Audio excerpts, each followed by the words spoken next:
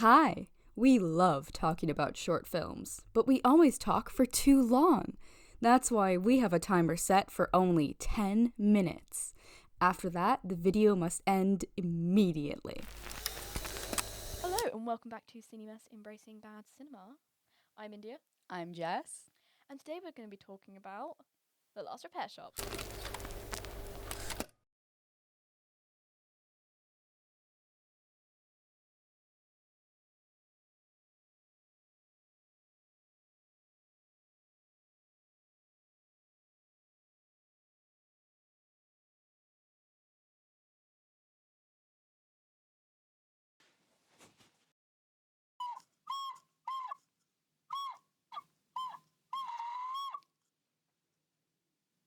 In Los Angeles, a few devoted craftspeople keep 80,000 student instruments in good repair.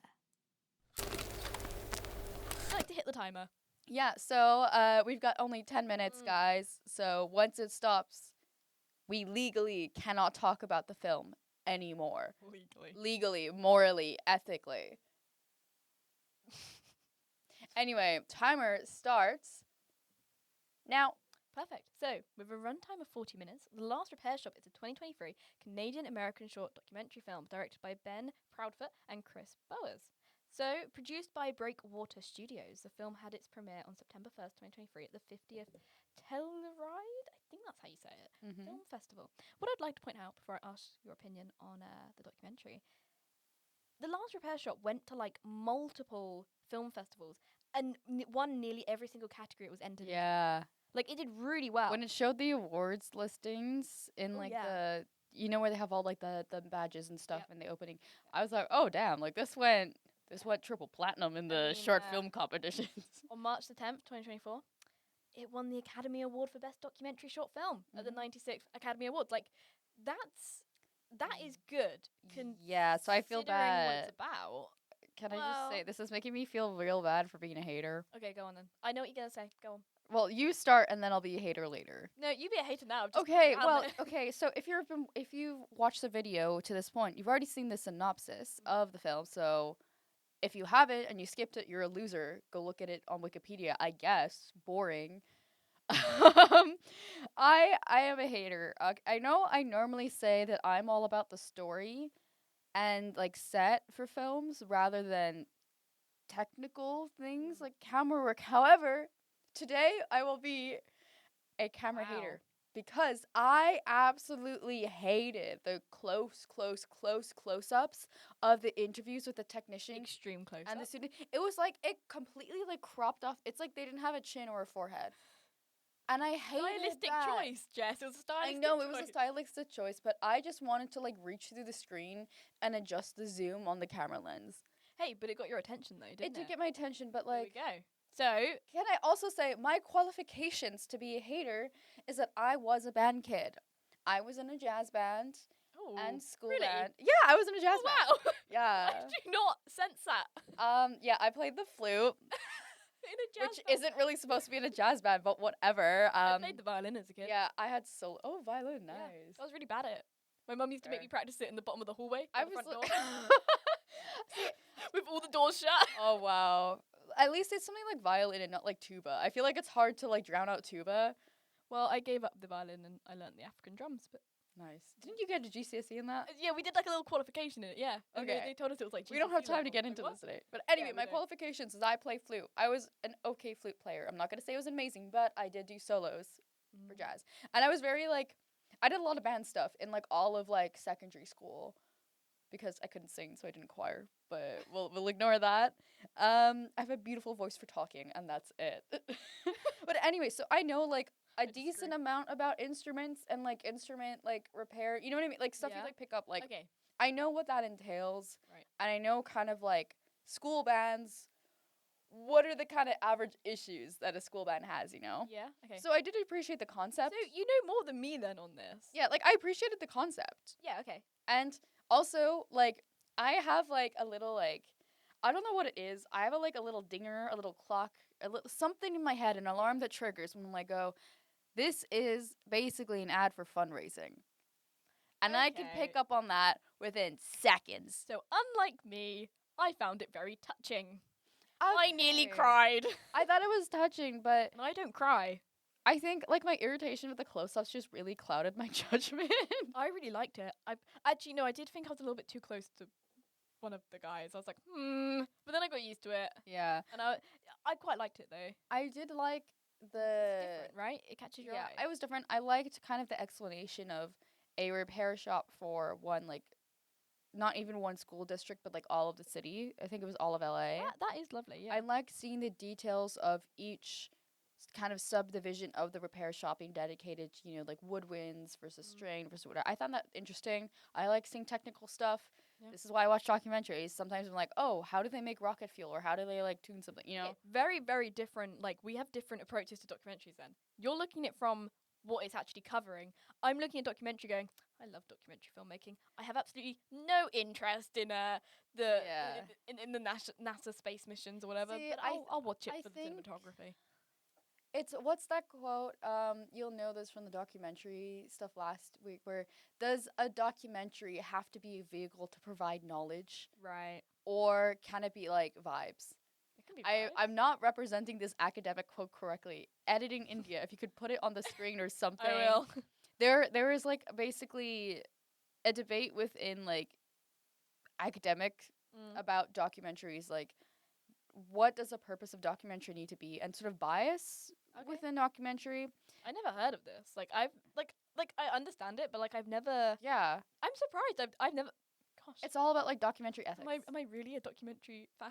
So anyway, it's more okay. Can I also just say I was like a huge like MythBusters fan and stuff like that. Oh. So I very much That's am probably into how, like yeah. I'm into like the content Yeah. of documentaries.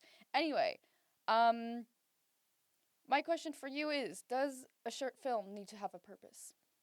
For example, this one was a fundraiser. Yeah, it has to have a purpose. You don't just make a film without a purpose. I Or mean, do you can, but then Does it need one? it's a nameless film, and you're a nameless filmmaker. But what if I watched a documentary last year, Mm-hmm. and it's called A Sudden Glimpse into Deeper Things, and it's it's written and directed by Mark Cousins, and it is good. I just felt it lacked an opinion and a message, So so that's why it felt aimless. It my weren't going question anywhere. is: does a documentary need to have an aim compared to a different genre of film? That's a good question, Jess. Does it need to Because I could just make a documentary and it's just like random clips. It's Mm. still a documentary. Yeah, but it's a bad one. Aha! So you have been a good documentary. No! What have you done? I've trapped you. Don't put me on the spot. No, it would no. If you put like random clips together, yeah, but that's just aimless, right? There has to be meaning for the order. There has to be a structure. Documentary has a structure, Jess. You have to stick to the structure. So now you're in the school of thought that things need to have structure. Yes. And if they don't have structure, then they're aimless. But it has to have a purpose. And it has to have an opinion. And like your film is a mission. Mm-hmm. Like you start in one place, you're gonna end in another. What about more like art house, like artsy films? That's very different. Then you could yeah. then say that that's an installation films, right? Mm-hmm. If we're talking about Andy Warhol and we talk about Man Sleeping, that's a 5-hour film of the same static shot of a man sleeping. I would argue Empire, 12-hour. I would argue that still has a purpose. Actually, you could argue that is to test the stupidity of humanity, but I do think that it's different. It's an installation. Okay. It is a short film, but it's an installation. I don't know how to describe it, but I do. Okay. I know what I mean. I just Jess. thought don't you trap I me. was trying to trap you. Well, yeah. Just because I say something doesn't mean that I believe it or agree in it. That might catch me out in the future. Sorry, I just whacked my hand against the mic I'm very stand. sorry, listeners. Yeah, we've got like 2 minutes, so I'm gonna bring it back Okay. to Last Repair Shop. I did really like the score. I like the The score. score's good. I love the cinematography. Cinematography is great. One thing Minus I want to the say, zooms. I want to say that I have here that LAUSD, that's the Education Foundation. Yeah. And it was embarking on a 15 million campaign to benefit the musical instrument repair operation, as we know. Do you think, well, because obviously this film is made for the foundation, do you think that, does this make the short film bad? Or is it good because there is like I said, there is an opinion in it, Mhm. and we're not just looking at the visual style, which I did marvel at. Like, I love the visual style, but I do think that there is a message, and it is basically marketing. Yes. But then film is Film is a business. I'm sorry, I hate to say it. Film is a business. Like Okay. like I it is guess- like you take the film business and you make it an art. But I feel like this weren't doing that. This film, I would argue, is in the film as a business category because it was made as sort of as a marketing campaign for fundraising or donors. But then should it have won the Academy Award for best like documentary short? I don't think it should. I I don't know because it's just a. I hate to say this, but it's a story that the Academy is going to lean more towards because they love like. they want to uphold yeah. student art. Yeah, there we go.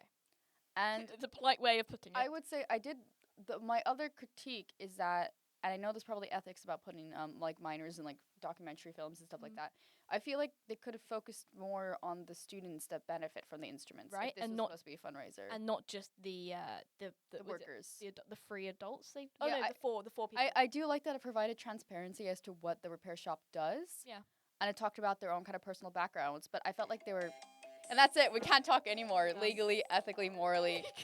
We're done talking about. That's gonna be how I do it every time. Yeah, I know. I'm gonna have to get used to that now. You're gonna have to like hand me like a contract. Yeah. We're legally not allowed. Anyway, we're not allowed to talk about the last repair shop anymore. Okay. At all, ever again.